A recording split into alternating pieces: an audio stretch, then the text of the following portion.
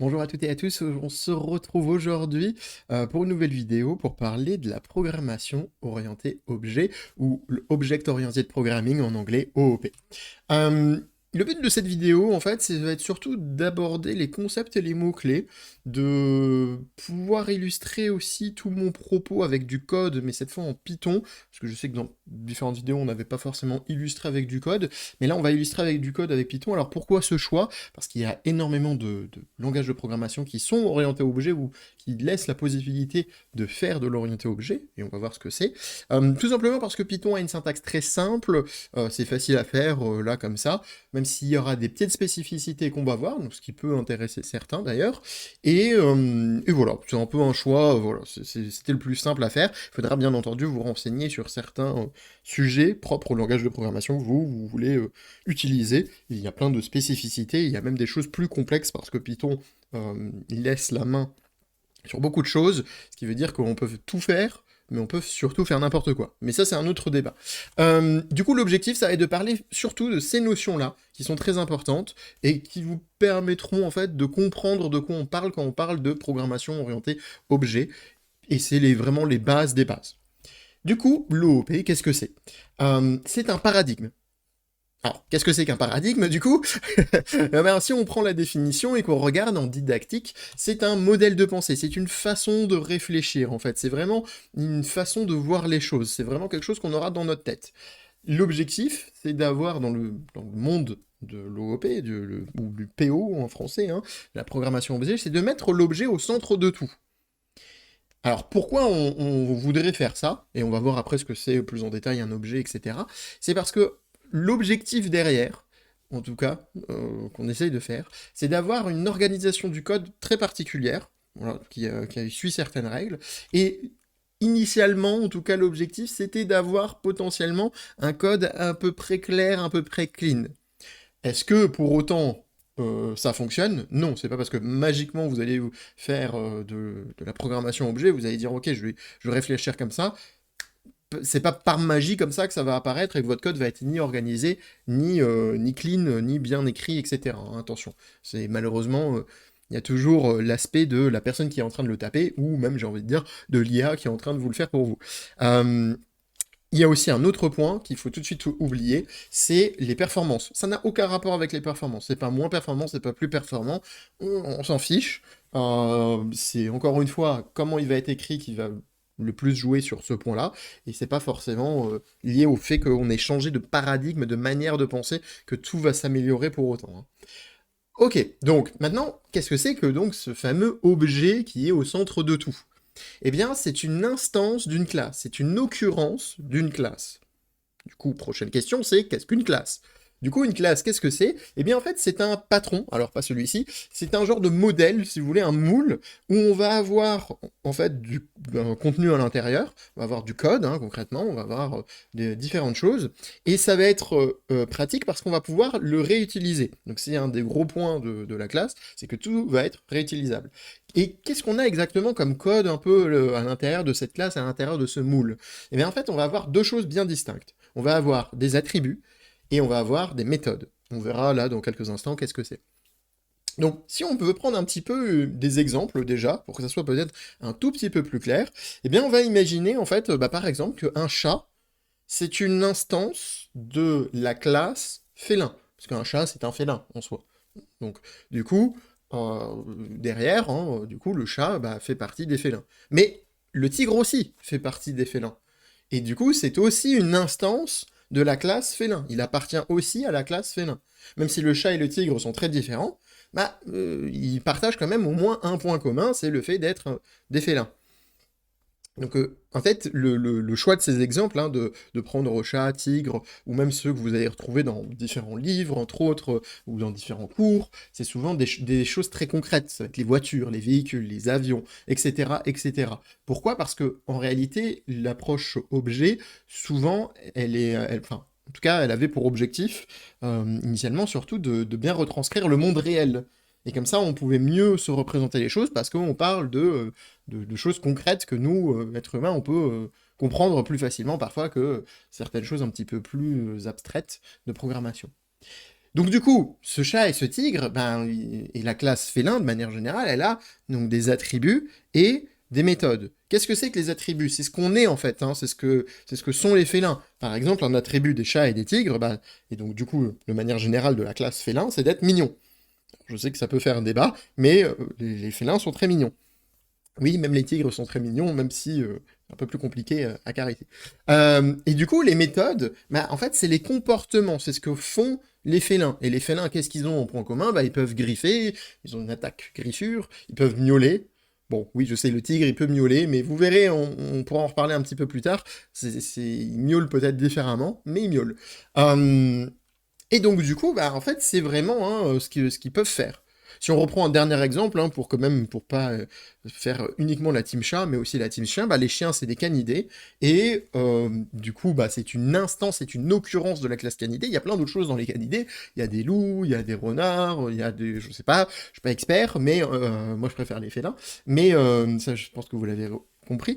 Mais du coup, en gros, l'attribut, par exemple, d'un chien, bah, on pourrait dire, ou même des canidés de manière générale, même si c'est un peu faux parfois, avec les loups par exemple, je pense, enfin, j'en sais rien, je suis pas spécialiste, je crois qu'on peut élever les loups, c'est qu'ils peuvent être obéissants en tout cas. Ils peuvent avoir cet attribut-là, qui peut être on et off d'ailleurs, on pourrait imaginer quelque chose comme ça, parce que les attributs c'est un peu des variables, enfin c'est des variables même, on va le voir. Et les méthodes, bah, par exemple, les canidés ils peuvent aboyer. Alors ils aboient de manière différente, un peu comme les miaulements différents entre un chat et un tigre, hein, puisque encore une fois si on imagine les renards, si on imagine du coup les loups, etc., bah, ils peuvent aboyer de manière différente. Du coup, allons tout de suite sur du code, allons un petit peu dans le monde de Python sur les classes. Alors, première petite chose, un petit détail, j'ai un petit shebang spécifique pour que moi ça fonctionne bien. Je pense que je l'enlèverai un peu après dans les autres codes, en tout cas on le verra pas, mais il est toujours présent, c'est pour que moi tout tourne bien.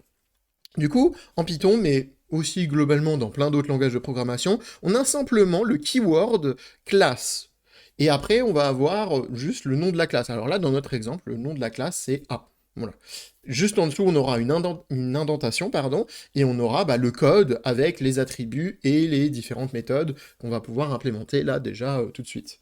Et après, on pourra l'utiliser, on va voir ça tout de suite aussi. Donc du coup, les attributs. Comme je vous disais, les attributs, bah, c'est simplement en fait des variables. Donc par exemple, là dans la classe A, on va avoir deux attributs, le nombre de chats et le nombre de chiens. Donc tout ça, c'est des variables et c'est des attributs, on appelle ça aussi. Maintenant, la question c'est comment on utilise un peu tout ça. Et en fait, en Python, c'est assez simple, plus simple que d'ailleurs d'autres langages de programmation, il faudra encore une fois bien vous renseigner. Ici, simplement, en fait, je déclare une variable et je lui dis, bah, c'est égal à A. Et du coup, A, il va dire, ah, ok, bah en fait, exemple est une instance de la classe A. Donc, exemple est un objet, hein, d'ailleurs. En fait, on peut le voir hein, avec la fonction type en Python, que quand on va faire un type de exemple, on aura ce qu'on voit dans le petit carré à droite. Il nous précise bien que ça fait partie de la classe A qui est dans le main. Main qui est en fait le programme globalement. Et du coup, bah, après, pour pouvoir accéder en fait à mon attribut, nombre de chats par exemple, eh bien, je vais simplement mettre le nom de mon objet, un point, et justement l'attribut auquel je veux accéder. Et ça va être quelque chose qu'on retrouve un peu partout dans beaucoup de langages de programmation en tout cas, même si on verra d'autres petites particularités juste après, mais dans l'idée, c'est quelque chose qu'on retrouve un peu partout. Du coup, maintenant, parlons des méthodes. Alors, les méthodes, encore une fois, qu'est-ce que c'est? Quelle est la différence entre une méthode et un attribut? C'est vraiment les fonctions, en fait, hein. C'est tout simplement les comportements de notre objet, ou en tout cas les fonctionnalités qui peuvent avoir nos objets. Et pareil que pour les attributs, pour y accéder, on va simplement mettre un point et le nom de notre méthode et des parenthèses pour bien préciser que c'est une fonction et que c'est pas justement un attribut, une variable à laquelle je veux accéder. Donc, si on reprend un petit peu un des exemples, eh bien, on a notre classe chat, et cette fois, notre classe chat, en fait, ce qui a changé, c'est, dans ce code, c'est justement une définition. Alors, c'est comme ça qu'on définit une fonction, hein, def, le nom de la fonction, et après deux points, mais là, il y a une petite particularité qui n'échappera pas à ceux qui connaissent peut-être un petit peu Python, c'est qu'il y a le mot-clé self. Le mot-clé self, c'est très particulier à Python, là, pour le coup. Ce sera vraiment différent, voire même vous n'aurez pas jamais ça dans d'autres langages de programmation. Je pense entre autres à C++, par exemple, il n'y a pas vraiment de self. Alors, il y a des choses pourrait dire que vis, etc. Mais bon, c'est très différent. En fait, à quoi ça sert ce mot-clé en Python? C'est tout simplement pour dire, ok, en fait, le code de cette fonction, il va prendre en compte, il doit en fait s'appliquer plutôt, pardon, sur la classe A. Et c'est pour ça que je vais retrouver... Donc comme ça, je vais pouvoir retrouver en fait tous les attributs de la classe A. Et toutes les autres fonctions, potentiellement, que je peux avoir, hein, parce que je peux avoir plein de fonctions, du coup, dans la classe A. Et ça, c'est quelque chose que je vais retrouver ici, par exemple, avec le mot self de nouveau. C'est comme ça, il sait que je parle en fait de l'attribut de la classe A qui s'appelle nb underscore chat. Du coup, ici, directement, pour l'utiliser, comme je vous ai dit, c'est comme avec les attributs, je vais mettre un point et le nom de ma fonction. Là, j'ai pas besoin de lui préciser self, parce qu'en fait, self, c'est vraiment uniquement dans la définition de la fonction. Très différent de manière générale cette concept de self, mais par contre, encore une fois, le point méthode, c'est quelque chose que vous retrouvez un peu partout, même s'il peut y avoir des distinctions avec les histoires de pointeurs, etc., des problèmes qu'on n'a pas trop en Python de manière générale, mais c'est quelque chose que vous pouvez avoir, en tout cas. Des petites différences là-dessus, en fonction de votre langage de programmation, renseignez-vous bien là-dessus. Ok, maintenant on pourrait se dire, encore une fois, bon, c'est pas mal, c'est intéressant, c'est vrai que du coup j'ai tout dans cet objet, classe A, etc. Mais il y a quand même un petit défaut là, par rapport à ce que je vous présente. Si on regarde ce carré là, on voit que nombre de chats et nombre de chiens, bah, c'est fixe. C'est-à-dire que c'est 4 et l'autre c'est 2. Ça veut dire que je peux pas faire... Enfin, je peux, mais c'est compliqué. Je peux faire un autre objet, du coup exemple 2, et du coup, à exemple 2, par défaut, il aura NB chien à 4 et nombre enfin, pardon, nombre de chiens à 2 et nombre de chats à 4. Mais je peux, du coup, je vais devoir les changer pour pouvoir ensuite seulement appeler print. Et c'est un peu compliqué, enfin c'est pas terrible, ça veut dire que ça me force à chaque fois à refaire quand même du code pour rien. Et si j'avais plus d'attributs, bah ça ferait beaucoup de choses. Donc c'est pas terrible. Et heureusement, en fait, en réalité, il y a quelque chose de très important, il y a un concept très important dans les classes, c'est le concept de constructeur.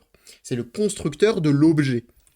Et le constructeur de l'objet, alors là, la syntaxe va être très différente en fonction de votre langage de programmation, que ce soit le Go, le C++, le Java, le TypeScript, etc. et j'en passe. Dans l'idée, ici, vous voyez ce que j'ai rajouté. C'est ce bloc-là avec init. En Python, il faut que ça soit écrit comme ça. C'est underscore, underscore, init, underscore, underscore. Et après, entre parenthèses, des choses. C'est comme ça qu'il faut l'écrire. Avec le premier argument qui va être self, comme la même logique que print, c'est-à-dire que c'est pour bien lui préciser qu'on est dans la classe A, que ça concerne tout ce qui est dans la classe A. Et là, on lui met après des arguments. Et ces arguments, en fait, c'est les arguments qui vont être appelés quand on va vouloir créer un objet. On va vouloir créer l'objet, on voit dans les exemples en dessous, exemple, exemple 2, exemple 3, quand je les mets égal à A, avant je mettais juste égal à A, maintenant je mets égal à A, parenthèse 5,6, 2,4, 8, 0. C'est pour que tout de suite, après, bah, j'ai déjà bien, du coup, mes attributs chat et chien qui soient setup de la manière dont je veux. Et c'est là où on voit que la classe, c'est un concept intéressant parce que du coup, c'est un petit peu plus flexible de cette manière hein, que le précédent code que j'ai pu vous montrer, parce que je vais pouvoir vraiment, en fait, changer tout ce que je veux comme je veux. Du coup, l'autre chose importante ici, c'est qu'on pourrait se dire, c'est quand même un peu embêtant, encore une fois. Est-ce qu'on pourrait pas améliorer encore cette chose? Parce que là, je suis forcé maintenant, particulièrement en Python, dans d'autres langages ça dépend, mais souvent dans d'autres langages il y a aussi cette même problématique, c'est que maintenant que j'ai fait un constructeur qui prend des valeurs quoi qu'il arrive, je ne peux plus faire la même méthode que précédemment avec A, enfin exemple, égale A, parenthèse, parenthèse. Je peux plus faire ça. Parce que ça va me lancer une erreur, ça va me dire, bah non, il te manque quelque chose, il te manque des variables. Du coup, comment on pourrait faire? Eh bien, en fait, il y a une solution très simple. Souvent, les constructeurs, vous allez le voir, eh ben, dans différents codes, eh bien, ils prennent des arguments par défaut. C'est-à-dire que même si vous lui précisez rien, eh bien, lui, il va mettre des valeurs aux attributs qu'il faut, et il va se débrouiller après dans le code pour bien gérer comme il faut les choses. Donc, on n'est pas obligé de tout mettre, voire même de mettre quoi que ce soit. On voit que j'ai juste changé, du coup, la ligne avec la définition, et que j'ai mis est égal à -1, et on voit que l'output, hein, au début, c'est bien le nombre de chats est égal à 5, le nombre de chats est égal à 2, et là, dans l'exemple 3, alors que j'ai rien appelé, eh ben, il a tout mis à -1. Donc comme ça, je suis tranquille. Et ça, c'est quelque chose qu'on retrouve aussi très très régulièrement, avec quasiment presque la même syntaxe, avec des égales, hein, encore une fois, ça dépend des langages, mais ça tourne souvent autour de ça, pour bien dire, bah en fait, si j'appelle juste mon constructeur comme ça, c'est pas grave, il y aura des valeurs par défaut. Du coup, on a vu déjà pas mal de concepts. On a vu l'objet, on a vu la classe, on a vu les attributs, on a vu les méthodes, c'est déjà pas mal. Maintenant, l'autre partie des concepts clés à avoir sur l'orienté objet, ou au moins pour vous en sortir la tête de l'eau de tout ça, c'est les piliers de l'orienté objet. On appelle ça les piliers parce que c'est 4 notions qui sont très importantes. Ces 4 notions, c'est quoi? C'est l'encapsulation, l'abstraction, l'héritage et le polymorphisme. Et on va voir ces 4 concepts rapidement, un petit peu pour voir ce que c'est. Donc l'encapsulation, ça va être, vous le verrez, très lié avec le prochain abstraction, mais on en reparle. En fait, c'est le concept de pouvoir mettre des attributs et aussi des méthodes en privé et en public. Dans l'objectif de faire quoi? C'est dans l'objectif, en fait, concrètement, que l'utilisateur ne fasse pas n'importe quoi. Parce qu'une fois qu'on aura codé toutes nos choses, on aura codé toutes nos classes, etc., etc., potentiellement, bon, bah, c'est nous qui allons l'utiliser, ce code-là, mais d'autres personnes peuvent l'utiliser. Et si d'autres personnes l'utilisent, à ce moment-là, elles n'auront pas de problème avec des modifications que nous, on ne souhaitait pas qui arrivent. Reprenons un exemple. Ici, donc, on est reparti sur le code de base. Hein. On voit qu'en fait, en réalité, je peux modifier, du coup, le nombre de chats dans mon objet exemple. C'est-à-dire que là, on a output, maintenant, je vais avoir 42 au lieu de -1. Sauf que nous, potentiellement, dans notre logique de tout ce qu'on avait préparé, là on est sur du code très très simple, hein, mais imaginons sur un code beaucoup plus complexe, je veux pas que l'utilisateur il modifie ça, parce qu'une fois que quelque chose a été setup comme ça, si ça a été setup de cette manière, c'est pas pour rien. C'est parce que j'ai réfléchi, j'ai travaillé dessus, j'ai voulu faire des choses comme ça. Donc du coup, si la personne change ça, ben, ça peut tout casser derrière, ça se trouve. Pour éviter ça, du coup, en fait, on va essayer de mettre l'attribut en privé. Alors, petite digression du coup propre à Python, c'est jamais vraiment en privé. Ça n'existe pas vraiment. Par défaut, en fait, hein, tous les attributs qu'on a, et même de manière les méthodes, ne sont pas vraiment privés. Elles sont déjà par défaut, en tout cas, publiques. Mais on peut, avec une petite solution quand même, essayer de protéger notre code. Même s'il y a toujours des moyens d'exagérer avec Python, encore une fois, hein, comme je vous ai dit, avec Python on peut tout faire, c'est-à-dire faire du grand n'importe quoi aussi. Mais encore une fois, ça c'est un autre débat. Et du coup, pour éviter ça quand même, on va en fait simplement rajouter underscore underscore à notre code dans les attributs. Pareil avec les méthodes, hein, ça fonctionne de la même logique, hein, c'est la même chose. Du coup, ici, quand je vais aller dans mon print exemple.underscore underscore nbchat, je vais avoir une erreur. Je vais pouvoir avoir une erreur hein, qui va s'afficher ici, qui me dit, bah non, en fait, c'est pas possible, en fait, mec. Non, tu peux pas le faire. On va pas te laisser faire. En réalité, si vous regardez bien le message d'erreur, vous verrez qu'avec Python, on peut quand même y accéder. C'est juste que, en fait, Python, avec underscore underscore, ce qu'il essaye de faire pour protéger les utilisateurs et pour dire, oula, là vous vous aventurez quand même en territoire dangereux, vous êtes, à mon avis, pas censé faire ce que vous voulez faire, en tout cas, vous n'êtes pas censé essayer de modifier ce genre de choses. Bah, en gros, ce qu'il essaye de faire, c'est du... Alors, vous me corrigerez peut-être sur le terme, la police de la correction pourra me corriger là-dessus. Je crois que le nom exact, c'est name mangling, quelque chose comme ça. C'est qu'en fait, il essaye de cacher des choses en plus. Et en fait, on le voit dans le message d'erreur, hein, tout à la fin, il me met did you mean underscore a underscore underscore nb underscore chat. Parce que effectivement, si j'avais mis le underscore a, eh ben ça aurait fonctionné. J'aurais pu quand même le print.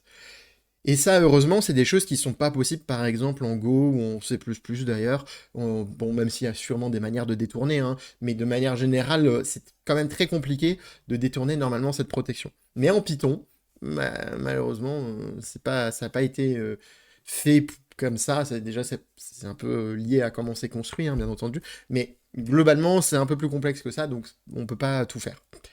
Ok, donc, bon bah voilà, on a un peu ce genre de choses auxquelles il faut prendre compte, mais l'idée derrière de l'encapsulation, c'est vraiment de dire, ok, on va pouvoir séparer des choses en privé et en public. La plupart du temps, vous allez retrouver tous les attributs en privé. C'est pas obligatoire, hein, c'est pas 100% la règle, mais c'est quand même très très régulier. Et on va avoir surtout nos méthodes qui vont être, elles, publiques, pour que nos utilisateurs ils puissent utiliser le code qu'on a produit, print des choses, set des choses, get des choses, etc., etc. Maintenant, l'abstraction. Alors l'abstraction, comme je vous ai dit, c'est un peu lié. L'objectif, en fait, c'est vraiment d'apporter une interface assez simple à tout ça. C'est vraiment de bien faire en sorte que ça soit une black box. C'est-à-dire qu'un peu comme une fonction, en fait, hein, c'est même concrètement comme une fonction, on a un input, on l'envoie dans notre fonction, ça nous sort un output. Après, comment ça s'est passé à l'intérieur? Bah déjà, ça nous regarde pas trop, ça nous intéresse pas des masses. Enfin, si en réalité, parfois, ça peut nous intéresser, mais globalement, la plus souvent, on oublie un peu tout ça, c'est justement parce qu'on a un niveau d'abstraction. On oublie tout ce genre de choses. Et c'est un peu ce qu'on fait déjà habituellement quand on importe des choses en Python, ou quand on include des choses aussi en C, en C++ ou autre, quand on prend des librairies avec des fonctions dedans, en fait, en réalité, la plupart du temps, on ne sait pas exactement comment c'est codé à l'intérieur. On sait ce que ça fait, on sait ce que ça doit prendre comme paramètre, et on sait qu'est-ce que ça fait comme valeur de retour, comme dans des cas d'erreur ou pas d'erreur, etc., etc. Et c'est tout ce qui nous intéresse quand on va voir le manuel, en fait, concrètement. Après, la suite de comment c'est codé, on fait un peu confiance, en règle générale, à comment ça a été fait. Bon, même si, en réalité, dans la vraie vie, il faudrait faire plus attention, mais bon, on n'a pas forcément le temps, ni l'énergie, ni les moyens. Donc en gros, hein, si on reprend un des exemples précédents que j'avais pu faire, en fait en réalité l'utilisateur, quand lui il va vouloir faire son code avec les prints, avec la construction de l'objet, etc., ça se trouve je fais 1000 choses dedans, et c'est les choses que j'ai floutées, on s'en fiche, c'est pas important pour lui en fait, tout ça. Et c'est ça l'abstraction. Donc du coup, on pourrait se dire, bon, bah l'abstraction contre l'encapsulation, bah en fait c'est un peu différent, mais en même temps, j'ai envie de dire, c'est presque pareil, parce que le fait de mettre des choses en privé et en public, bah, là aussi, ça ajoute un certain niveau d'abstraction sur comment les choses fonctionnent. Donc en fait, souvent les deux termes vont être utilisés un peu ensemble, même si il y a une vraie définition qui est bien séparée, hein, on pourra toujours me corriger en me disant, oui, mais en fait, dans ce bouquin de machine, il est écrit qu'en 1967, ils avaient fait la... Bon, ok, j'ai compris, on sait, mais en réalité, le problème, c'est qu'il y a beaucoup d'abus de langage, et si ces abus de langage, ils arrivent, c'est parce qu'en fait, on est quand même sur deux termes qui sont très proches dans l'idée. Et tout simplement, moi, ce que j'ai envie de dire, c'est pile et face. C'est-à-dire que c'est juste la même pièce, mais c'est juste deux côtés différents, quoi. Donc c'est un peu ça, je voulais un peu insister sur ce point-là, parce que c'est vrai que c'est un peu, toujours un peu obscur, parfois, dans les idées de l'orienté objet. Maintenant, le troisième pilier qu'on va voir, c'est l'héritage. Et ça, c'est un point très important, et c'est aussi une des forces de la logique, en tout cas, de l'orienté objet. En fait, il faut imaginer qu'on va avoir une classe qui va hériter d'une autre classe. Mais de quoi elle va hériter? Bah, elle va hériter justement des attributs et des méthodes de cette classe-là. Du coup, comment ça se passe concrètement? Et alors là, on va le voir surtout avec du code en Python, parce que ça peut être très différent dans la syntaxe d'autres langages, quoi. Ici, en fait, j'ai ma classe Félin. Donc, ma classe Félin, elle a un constructeur, très simple, on a vu, hein, donc du coup, tout est bien en privé, avec name, etc. Et elle a une fonction qui s'appelle getName, donc juste pour envoyer, return le name, en fait. Du coup, on va avoir notre classe chat, et alors là, c'est très spécifique à Python, mais en tout cas, c'est comme ça que l'héritage fonctionne, c'est qu'entre parenthèses, on va mettre de quelle classe il a hérité. Bien entendu, vous pouvez imaginer qu'une classe peut hériter de plusieurs classes, hein, c'est pas simplement de une seule, c'est pas limité, c'est un peu comme dans la vraie vie, en fait, hein, vous pouvez recevoir vous-même des héritages de plusieurs personnes, de vos parents, de vos grands-parents, etc., etc., de plein de choses différentes, plein de personnes différentes, de Jeff Bezos peut-être, eh bien, vous pouvez avoir des héritages comme ça qui tombent. Donc du coup, ça permet de bien définir la chose, et ici, donc dans ma classe chat, j'ai aussi un constructeur, mais ce constructeur, de manière assez étonnante peut-être, eh bien, il va appeler justement la fonction init de la classe félin dont il a hérité. Alors en Python c'est fait grâce entre autres à la fonction super, en mettant super.init, etc. Alors super ça me permet surtout d'éviter d'écrire des choses un peu plus complexes en termes de syntaxe, hein, entre autres. Il y a d'autres manières de faire il me semble, mais la plupart du temps on va faire ça. Sauf quand on hérite de plusieurs classes, et là ça devient un peu plus complexe, potentiellement, enfin, mais on va en reparler après. Mais globalement, du coup, ça veut dire quoi? Ça veut dire que quand je vais init, quand je vais arriver en fait hein, sur la ligne 4 égale chat, Salem et orange, et ben du coup, il va appeler la fonction init de félin, et quand je vais arriver sur la ligne print, le cats.getName, et bien je vais bien avoir le nom du chat Salem, c'est une référence à Sabrina pour ceux qui l'ont, même s'il n'est pas orange d'ailleurs ce chat, il est noir, mais peu importe. Et bien du coup, ça va bien fonctionner parce qu'il aura hérité aussi de la fonction getName. Et ça, c'est génial, parce que du coup, ça veut dire que j'aurais pas eu à écrire du code pour gérer ça, parce que ça se trouve, la classe félin, c'est pas moi qui l'ai écrit. Moi, j'ai juste voulu écrire la classe chat, et j'ai simplement hérité de la classe félin, et du coup, bah, je hérite de tout ce qu'il y a dans la classe félin. Par contre, effectivement, l'héritage, c'est super, mais il faut faire attention, il y a beaucoup de personnes qui n'aiment pas forcément ça, ou en tout cas, il faut faire attention quand il y a plusieurs héritages, etc. Parce qu'on veut éviter de finir dans des situations, alors on appelle ça de l'héritage en diamant, vous voyez, classe B et C héritent de A, et du coup, la classe D, elle hérite de B et de C, mais le problème, et ça va être le dernier pilier qu'on va voir, la dernière notion qu'on va voir aujourd'hui, c'est que ça peut créer beaucoup de soucis de compréhension et de debug. Alors, il n'y a pas que les problèmes de classe diamant, hein, il y en a d'autres. Hein. On peut faire des classes parfois pour un peu rien, on peut faire des classes qui héritent d'une mauvaise classe, et du coup, ça crée d'autres problèmes parce que du coup, c'est pas super logique. Enfin, il peut y avoir énormément de problèmes dans les héritages, il faut quand même être assez strict sur comment on veut faire ces héritages-là, parce que ça peut vite être le bordel, et c'est dommage parce que, justement, l'orienté objet, l'objectif, c'était que ça ne soit pas le bordel. Mais malheureusement, bah, encore une fois, hein, c'est toujours la même chose. C'est en fonction de la personne qui code ou qui, en tout cas, structure toutes les choses, ou alors, bien entendu, de l'IA que la personne utilise aveuglément et bêtement. Du coup, le dernier point, le dernier pilier, la dernière notion importante à avoir en orienté objet, c'est le polymorphisme. Alors, les livres, les cours, tout ce que vous retrouverez sur l'orienté objet adore décrire ce que ça veut dire que polymorphisme en disant, bah, poly, ça veut dire plusieurs, morphisme, ça veut dire forme, donc du coup, ça veut dire plusieurs formes. Bon, je le fais aussi parce que voilà, après tout, j'ai aucune originalité dans mes propos, mais voilà, ça me fait toujours très rire parce qu'ils sont en mode, mais vous savez que ça vient du grec ou du latin, etc., etc. Bon, je vous le fais pas parce que moi, je suis nul dans les deux. En tout cas, j'étais nul en latin à l'école. C'était horrible, j'ai toujours détesté ça. J'ai tout fait pour essayer de quitter ce truc de merde. Mais du coup, en fait, comment ça marche? De quoi on parle quand on parle de polymorphisme? Eh bien, en fait, c'est parce que ici, dans la classe félin, j'ai rajouté une fonction qui s'appelle miaou. Mais comme je vous ai dit au tout début de la vidéo, avec le chat et le tigre, ben, en fait, le miaulement d'un chat et d'un tigre, c'est pas du tout la même chose. Même s'ils peuvent tous les deux le faire, plus ou moins.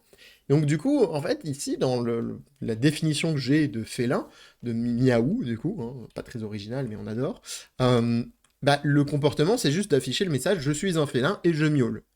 Sauf que du coup, bon, un chat ne fait pas ça. Un chat ne dit pas ça, ou en tout cas, pas le chat que je connais. Après, ceux qui ont la référence de Salem dans Sabrina ont la référence que le chat peut parler. Mais c'est pas le sujet, encore une fois. Du coup, en fait, bah, moi, je fais ma classe chat, et j'ai pas envie que le miaou, il fasse ce comportement-là. Je veux qu'il fasse un autre comportement. Et bien simplement, en Python, parfois c'est un petit peu plus complexe ça dans d'autres langages de programmation, ou alors il faut utiliser quelques autres mots-clés, ça dépend. Mais globalement, souvent c'est pas très compliqué à mettre en place.